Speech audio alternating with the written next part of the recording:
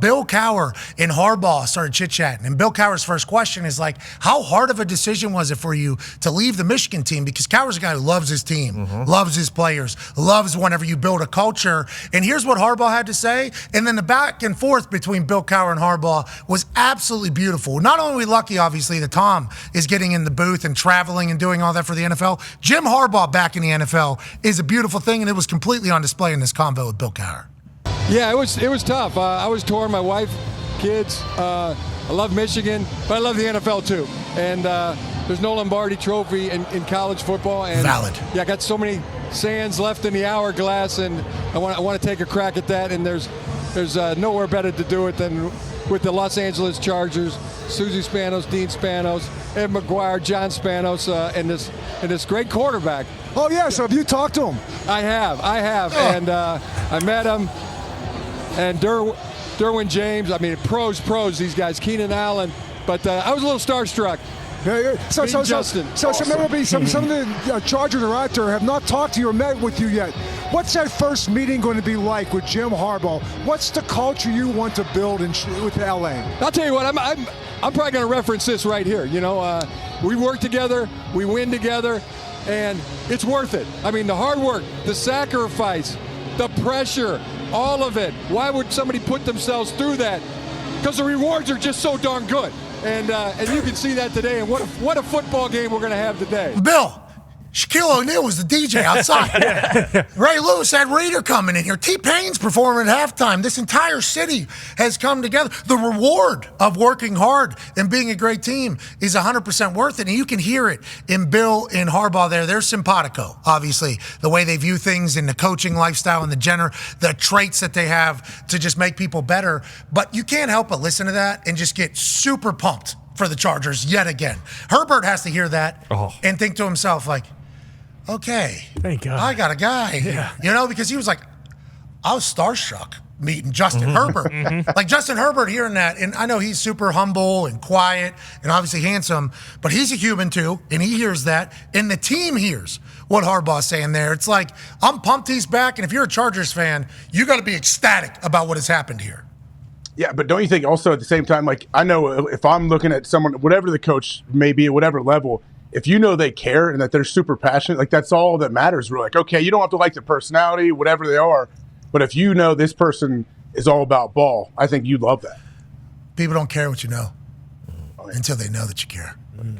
And Jim Harbaugh, I think just kind of, I just made it up. Patent, trademark. Yeah, nobody's ever said that before. Get that Z. Dump it, actually, so nobody says that. Quick. Yeah, dumped. Foxy, dump that, please. Dumped. Looking at Cowher's face, looking at Harbaugh, I was like, yes. It reminded when Cowher was on here a couple weeks ago, and like how juiced you get listening to him get so passionate about football. And he wanted to call them Chargers, but then he almost said San Diego, I think. So then he just dropped with LA. But like you saw that chin starting to go out, and he's like, what's the culture that you were looking to set out there? Harbaugh's had success everywhere he was coached. College, NFL, one of the only humans in the history to be able to accomplish that feat. Now, do I think some NFL coaches that have only been in the NFL would be able to have success if they went down to college? Yes, I do believe that is the case, but we don't see that often. Normally, it's college coaches trying the NFL, but I think it's like the way he's just always himself. Like every answer he gives, it's like, that's Jim Harbaugh. He's not guarded ever either. He doesn't feel guarded. A lot of times you hear NFL coaches speaking, you're like, man, just what do you think? Like, we need to know what you think, not your talking points that you think you should say. No facade. I think that is the reason why all of his players love him. Yeah, football guy through and through, obviously a football family, and you mentioned it. Instant credibility. He's won everywhere, and now it's not like a guy just coming in from college with a great college resume or a coordinator just getting a job, and now it's their first time in front of a room with grown-ass men. It's a guy coming off a national championship in Michigan. Impressive, very impressive national championship at that, and then now you're coming into the league, and who was it? Greeny talked about, how he was talking at the funeral about, T's and P's, rest in peace. Rest in peace, whoever died. Justin Herbert, and then for him to say, a lot of people have died, by the way. Rest in peace, everybody. Rest in peace. Not everybody. There's assholes out there that have died. Yeah. We don't want them to rest in peace. Bummed out. We want them to rest in hell. Some people. Normal people to good people. But the good people, I mean, but then you start reading back, like, are they good in their era? What is good? Or What is our good? era? Yeah, what era were they good in? Anyways, rest in peace. Good? Yeah. Rest in peace to people that deserve it. We don't judge. We're not here to judge. There's only one thing or person that can judge us, AJ. You know who that is. So rest in peace to the people that are deemed good. Correct. By the people that are the whatever the. It's only one by their God. We just want to make sure that is on the record from our program. Absolutely. We would like people to rest in peace. Yep. Not everybody though. No. Hell no. There's some people who are like, rest in hell, rest in piss, pal. Rest in poop. Okay, hope that happens to you. This particular human, we don't know who it is because Greeny didn't tell us. Probably a good guy. Greeny just said dead guy. We need to find out. Funeral. I got to talk to Harbaugh. Yep. Rest in peace to that person. And we think. I mean, Greeny. If Greeny and Harbaugh were at the funeral, good person. Okay, you're right. Rest in peace to the person that died that had the funeral where we heard Greeny kind of reiterate the convo he had with Harbaugh, who Harbaugh just basically said, I got starstruck when I saw Justin Herbert. That's a huge deal. That's huge, and it's probably going to be the best quarterback that he's had a chance to coach. And we always talk about it. If you don't have a quarterback in this league, once again, on that AFC side, you don't have a chance. So I'm excited about that Harbaugh-Herbert marriage. There's no Lombardi in college. Nope. I think that's a pretty good explanation on why he's the only coach in the history of college football to win a national championship and then go to the NFL. Already got this one. Are they giving Lombardis out down here if I win 2 or 3 in a row? No. Okay, good. Well, I'm going that way. I just love the way this guy operates. They say quirky, Ty. I'm pumped. I hope we get more quirky guys coaching football because it feels like he loves everything about it, Ty. I think it's easy to say someone's quirky when there's really no way to describe. Because, we say, one of one a lot. Like, Jim Harbaugh is truly one of one. Like, he is the only guy who's like that. And obviously there are other coaches who kind of fall into that. But at the end of the day, he's an NFL guy. He is. He's one of the greatest college football coaches of all time, sure, but he's an NFL guy. He's meant to coach in the NFL. And I think a lot of people who see him now, or the younger people, they forget this guy played in the NFL for 15 years. He was a quarterback in the NFL for a really, really long time. He's meant to coach in the NFL. He's meant to, and it is. That's the last thing he has left to check off his list in his coaching careers. He's got to go win a Super Bowl. He's meant to be here. He's in the perfect spot right now. AJ, this is sports media, baby. Welcome to it. How many years will it take for Jim Harbaugh to win a Lombardi with the Los Angeles Chargers, AJ? How many years do they give him, you think? Let's say they go 3 years and they make the playoffs one time in those first 3 years. That would be considered a massive failure for a Jim Harbaugh-led team, I think. Yes. So he needs to win one within 5, you're saying? I think he needs to win a playoff game within his first 2 years. They need to win at least a playoff game in the first 2 years. First year, we don't know. I think personally, the way I'm going to approach this particular season is first-year guy.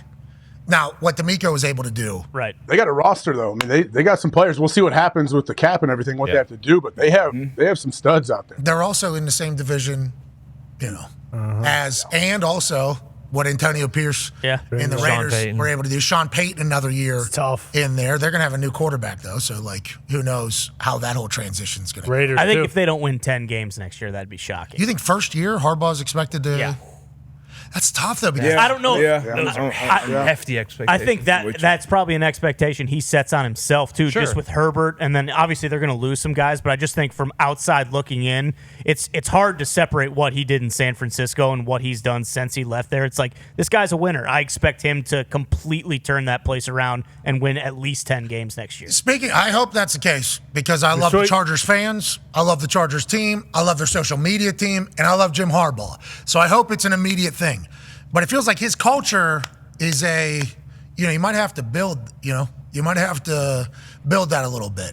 And I think but players know that. Don't you think the players that are there and the players that are coming there, they kind of know what Harbaugh is and they kind of understand that coming in, I think. And he already has a little bit of clout there and he comes in and he's himself and they see that he's good, then I think they buy in. So let's assume that roster is just filled with dogs then? We'll just assume that, those type of guys are already on that roster? Well, no.